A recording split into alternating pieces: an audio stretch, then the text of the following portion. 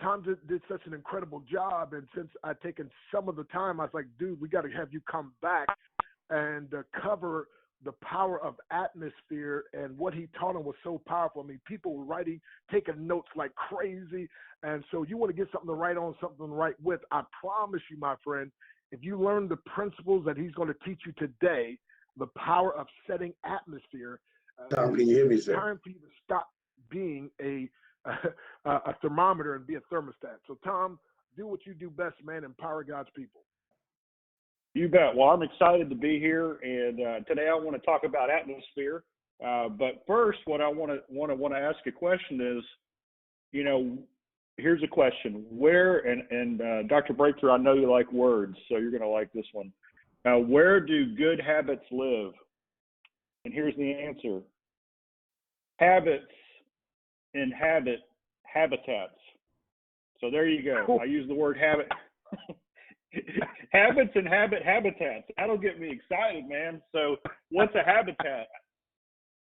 In the world, when we talk about animals and God's creation, they were created for a habitat. They were specially designed and engineered to live in a place that benefited them, that they could grow in and mature and create and do all the things. And so I want to tell everybody here today that you have a special power, and that power is you can create your own habitat. And the key to that is atmosphere. And atmosphere is a powerful, powerful thing. And you have the superpower inside of you to take atmosphere wherever you go. A lot of people talk about culture, or they talk about environment, and those are good words, but they just don't do it justice. What we've got to do is we got to go into the spiritual. We've got to go one step further and think about atmosphere. Just in my own experience, I've spoken all over the world. I've been in manufacturing facilities where there's sawdust on the ground and people are sweating and it's dirty and it's hot, and the atmosphere is unbelievable because they love each other and they've got each other's back and they're eating lunch together, they're doing life together, and they're going on vacation together. And so the atmosphere isn't dependent upon the environment, right? It's not the stuff on the wall or the furniture in the room. I've been in Singapore on the 70th floor of a $1 billion bank building doing training, and the atmosphere was dead. I mean, all these people with all this stuff going on, and there was no life in the room.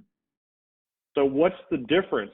The difference is atmosphere. The difference is what is it that you bring to the table. And so when you walk into a room, I actually say there's two kinds of people in the world. There's the kind of people that life happens to, and then there's, like Dr. Breakthrough, the kind of people that happen to life, right? What we got to do is we got to make in our mind this mindset that we're going to go out and we're going to happen to life. We're going to create the atmosphere. We're going to bring the atmosphere wherever we go. And so what I want to do today is I want to give you the 4 keys, the 4 words that I use to define atmosphere, to create atmosphere, to really take it forward. So here they are. I'm going to give them to you up front, and then we'll break it down. So the words around atmosphere are this: we got to choose it, we got to change it, we got to create it, and we got to cultivate it. But those are the 4 words. So choose it, change it, create it, and cultivate it. So I explain what it is. It's that spiritual thing that you take with you wherever you go. There's some people. Dad used to say this. Some people could brighten up a room just by leaving it, and we all know what kind of person that is, right? That's that negative Ned, that person who's just got that cloud around them. That's not the atmosphere we're talking about. We're talking about somebody who is positively contagious. They walk in, the Spirit of God's with them. They are just somebody you want to hang around. It's almost like your energy goes up just by having them in the same atmosphere as you. And so let's talk about choosing the atmosphere, because that's the first place. And I want to give you a quote that I use quite often, and here it is. This will illustrate it. A tree's fruitfulness depends on its rootfulness. Let me say that again. A tree's fruitfulness depends on its rootfulness. And so I want you to envision right now, just a quick metaphor. your own tree, your tree of life. What is the fruit that you want on your tree? When people come to you and they see you, what's the fruit that they want to see? Now, I'm going to give you, you've got to take your own notes. You've got to figure out your own fruit, but I'll just give you some good ideas here. You know what? I want a good reputation. I want the fruit of reputation. I want the fruit of good relationships. I want the fruit of good physical health. And you know what? I want some dollar signs on my fruit, right? I want some prosperity. I want some blessings. Why do I want blessings? So that I can bless others, so that I can walk forward knowing that I can help those in need. I want to have happiness. And I'll be honest with you. I want a vacation home. You know, I want to be able to travel a little bit. These are some of the fruits that I want. And so I encourage you, as you think about the atmosphere that you want, I want you to choose the fruits that you want in your life. And the reason this is important is because the fruit doesn't happen by accident, right? The fruit needs to be nourished. And so what nourishes the fruit? Well, the roots do. And at Ziglar, we've been teaching for 5 decades that there are 7 roots that we've got to nourish. So I want you to think of a tree. You've written your fruits on the top of the tree. So what are the roots that are going to nourish those? Here are the 7 roots that we always talk about. There's the mental, which is the mindset, right? It's our belief, it's our attitude, it's what we think about the world. Then there's the spiritual root.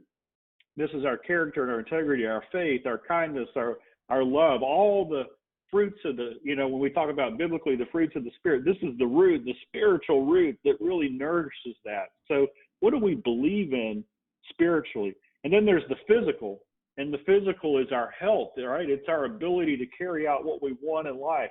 The physical root depends on how much we sleep, what we eat, how much movement we get, how we handle stress, those kind of things. The 4th root is family. Gosh, we've got to be an influence, an example in our family. We got to do the things for our family that are going to allow us to be that leader, to be that example that creates the legacy that we all want. And then after the family root is what we call the financial root. And this is our stewardship. This is how we handle money. This is how we expect money. These are the decisions we make around money. We delay gratification because we know that there are bigger things in store. And when we have this ability to understand how money works, it allows us to dream. And dreaming is a big part of the financial root. And then the next root, the 6th root, is the personal root. And then this one is what brings us energy? What are the goals that we have in our life? What is it that makes us uniquely us? That if we understand who we are, how God created us, how we're going to go to that next level. And finally, there's the 7th root, which is career. And when I think of career, I want you to think of economic engine. It's like your rocket engine that allows you to create income or wealth. And you know, you could work for someone, you could own your own business, you can be a coach, you can be an investor. There's so many ways to do that. So let's go back to the foundation. A tree's fruitfulness depends on its rootfulness. So how are we nourishing those 7 roots? Well, I'll give you the answer. The answer is this. We've got to create habits in each one of those roots that automatically produce the fruit. And I'll just give you an example. If our fruit that we want to have is great relationships, which of the roots do we have to create good habits in? Well, obviously mindset, because if we don't have the right attitude, the right mindset, the right belief, it's going to be difficult to have good relationships. Oh, what about the spiritual root? Absolutely. Can you have a good relationship without trust, without integrity, without the character qualities that we've got to develop? No, you can't. So we've got to develop that. What about the physical root? Hey, if we're going to have good relationships in life, we've got to take care of our physical health. Otherwise, we're not going to have the energy and the capacity to help others and make a difference in their lives. So you can see where we're going here. We've got to create habits in each of these roots so that the fruit becomes automatic. Just about every good fruit needs multiple habits and multiple roots. And just remember this, that good habits nourish your roots, and all a good habit is a good choice made over and over again. The second one, okay, so that was choose it. So if we want to create the atmosphere in our life, first we've got to have a very clear picture of the atmosphere that we want. And what do we want? We want an atmosphere that good fruits live in. That's the habitat, right? That's the atmosphere. So number two is we got to change it. So here's the reality. We're going to go through life and we're going to get knocked down. Life is tough. And things aren't going to go our way every day. And what we'd hoped would happen sometimes doesn't happen. We're going to have to overcome obstacles and barriers. There could be relationships that break down or illness. There's all kinds of things that can go on. But here is a superpower. We can change the atmosphere wherever we go. But until we know the atmosphere we want, it's hard to change it. And so what do I love? I love an optimistic, positive, life-giving atmosphere, an atmosphere filled with hope and encouragement. So I'm going to tell you about a trip that I took last year, January 3rd, 2019. I was in Grand Rapids, Michigan. I got done speaking. I was coming back to Dallas, and my plane had to connect from Grand Rapids to Chicago to Dallas. The direct flight left at 3 o'clock from Grand Rapids to Dallas, but I wasn't going to get to the airport until 3 o'clock, so I couldn't make that flight. Well, I get to the airport at 3, I go to my gate, and I look up, and oh my goodness, the direct flight from Grand Rapids to Dallas was delayed, which meant that I had a chance to get on that flight.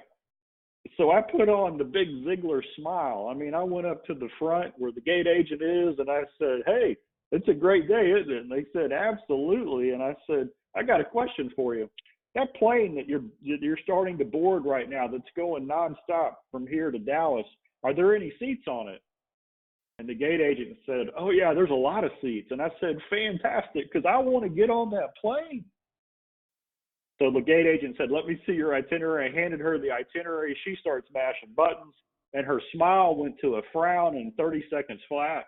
And she looked at me and she said, "Well, you're flying on the next flight out going through Chicago to Dallas. I can't change the flight for you. You've got to call the help desk."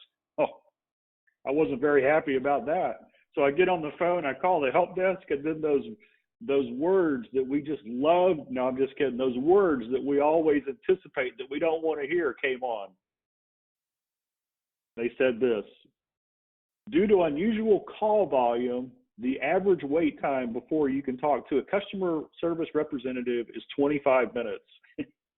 So there I am in the airport. They're boarding my plane that I'm trying to get on, and I'm going to be on hold for probably 20 or 30 minutes. And lo and behold, wouldn't you know it, the plane door closes. I don't make the flight. So there I am. I've got a choice. I can have a pity party right there in the airport in Grand Rapids, or I can change the atmosphere. So I have a secret. Whenever I travel with $5 Starbucks cards and a little quote book.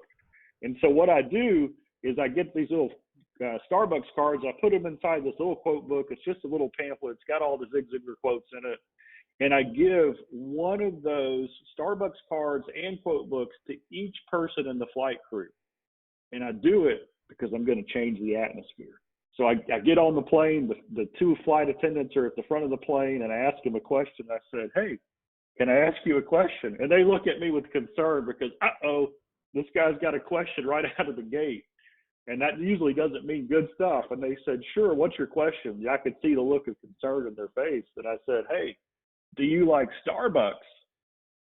And they looked at me and they're like, "Yeah, we love Starbucks." And so I handed them each a $5 Starbucks card and a little book of quotes.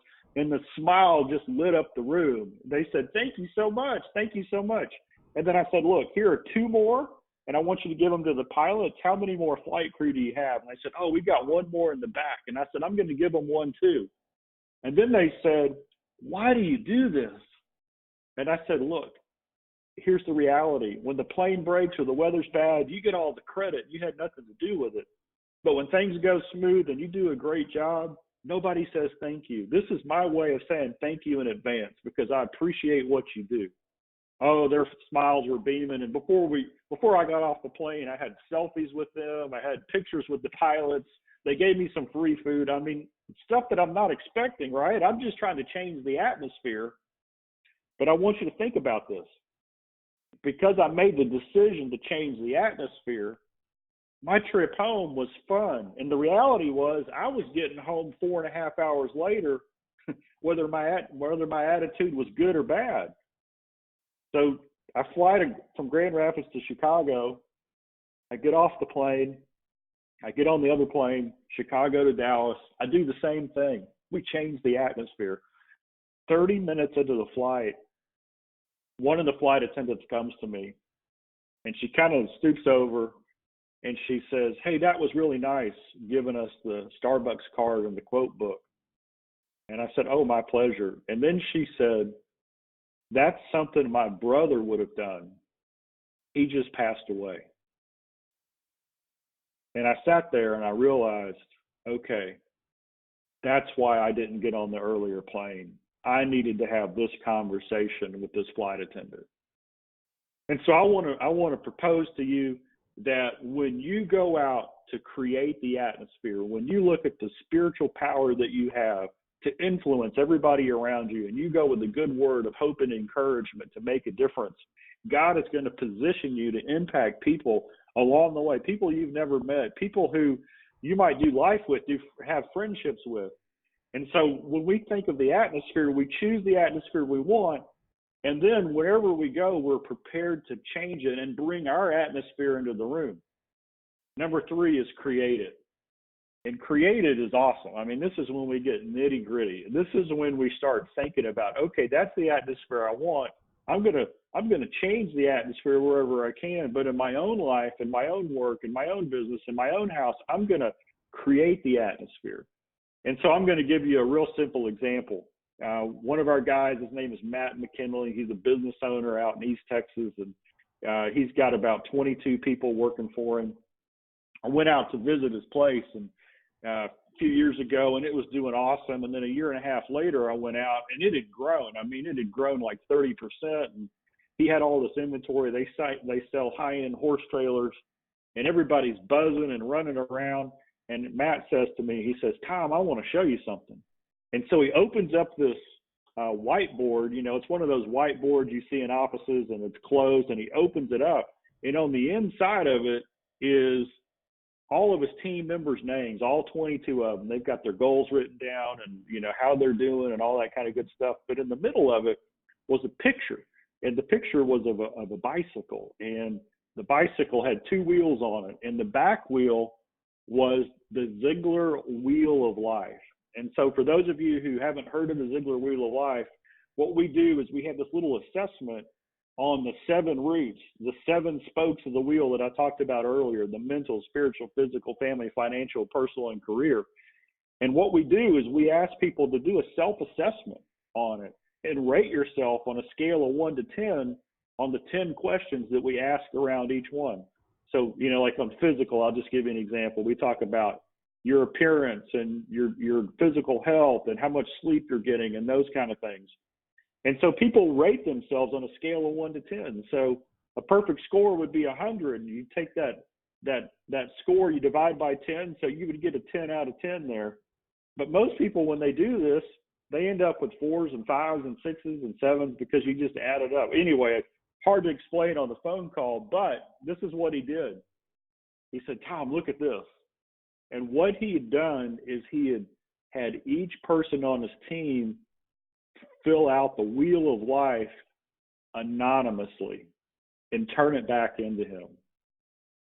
So all 22 people filled out the wheel. So he took all their numbers, right, for mental, and he added them all up, and then he divided by 22 because that's how many people were on his team.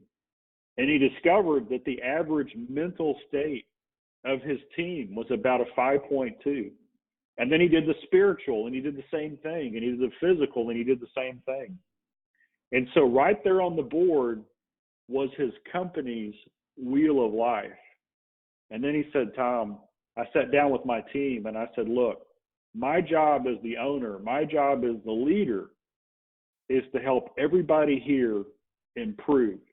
Because if we get that wheel of life right, we don't have any problem winning in business. So I want you to think about that. Here's a business owner who said this: you're important to me. I want to know how you're doing mentally, spiritually, physically, in your family, in your personal life, in your financial life, in your business life. I want to know how you're doing on this scale. And it's going to be anonymous, right? Because we're going to work on it together as a team, as a family, as a company. And my job is this: to help you grow in each of those areas, because I know that if your mental life is strong, your spiritual life is strong, your physical health is good, your family life is good, your financial life is good, your personal life is good, that we're not going to have any trouble here at our business. And I looked at him and I said, Matt, man, that's amazing. And then he smiled, and we were sitting in his office, and I was looking at him and he was looking at me, and behind me was all of his employees out there working on the floor. And he looked at me and he said, Tom, when I got this right, and he pointed to his heart, he said, when I got my heart right, I got that right. And so then he pointed to his team. And so this is what I want to tell you. When we choose the atmosphere for ourselves, right, the fruit that we want to have, and we go to work to build on our own atmosphere so we can create the fruits, when we start working on the habits that automatically produce the fruit in our own personal life, that's really getting our heart right. And when we get our heart right, then we can go out and create the atmosphere for those we do life with, for those we work with. So that's the third step. So remember, it's choose it, change it, create it, and the last one is cultivate it. Because here's the reality. Man, life changes every day. Things come up. It doesn't matter who you are or where you are or what you're doing. It's going to be a little bit different tomorrow than it is today. But we got to cultivate it every single day. What does cultivation mean? It means we got to fertilize it. We got to continue the right input. We got to grow on a daily basis. We got to seek out truth and wisdom and associate with the right kind of people. Get a coach or a mentor. We gotta find people who are already where we want to be and find out how they got there. And then we got to do different things on a daily basis to get different results. So we got to cultivate it. We got to choose the right input. And that means that we also might have to guard our hearts and our minds against the wrong input. Cultivation means we got to do some weeding every now and then. We got to take an honest assessment of some habits that we might have developed that are keeping us from where we want to go. So when we choose the right input and then we cultivate the right area, right? We weed it and we water it and we fertilize it, the tree grows. But it's a never-ending growth, right? It's a never-ending attention. So that's it. You guys, we all, every single one of us, we got a choice today.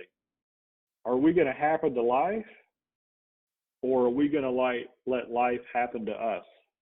And here's what I want to tell you. If you make a commitment to create the atmosphere, choose the atmosphere, change the atmosphere, cultivate the atmosphere wherever you go, life is going to be a lot more fun. So there you go. There's a little teaching on atmosphere.